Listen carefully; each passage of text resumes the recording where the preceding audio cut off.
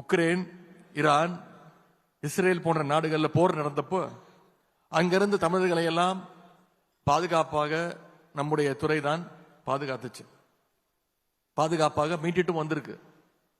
அது மட்டும் இல்ல, வெளிநாடுகளில் வேலை செய்கின்ற தமிழர்களுக்கு ஏதாவது ஒரு பிரச்சனைனா, சிக்கல்னா அதற்கு தீர்வு காண எல்லா உதவிகளையும் இந்த துறை உடனடியாக செய்து கொடுத்திருக்கு. தொழில் முதலீடுகளை ஈர்ப்பதற்காக நம்முடைய மாண்பு முதலமைச்சர் அவர்கள் எந்த வெளிநாடுகளுக்கு போகும்போதும் அங்க இருக்கக்கூடிய அயலக தமிழர்கள் உங்களை எல்லாம் தொடர்ந்து சந்திச்சுட்டு வராங்க. அப்படி சந்திக்கும் பொழுது நம்முடைய முதலமைச்சர் அவர்கள் உங்களுக்கு ஒரு வேண்டுகோள் வைக்கிறாங்க, ஒரு கோரிக்கை முன்வைக்கிறாங்க.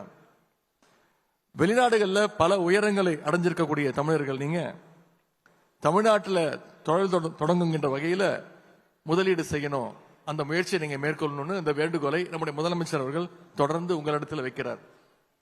இன்னைக்கு முதலமைச்சர் வச்ச வேண்டுகோளின் தொடர்ச்சியாக, உங்களுடைய முயற்சியின் தொடர்ச்சியாக இன்னைக்கு இந்தியாவிலேயே நம்பர் 1 பொருளாதார வளர்ச்சி அடைஞ்ச மாநிலமாக நம்முடைய தமிழ்நாடு உயர்ந்திருக்கு.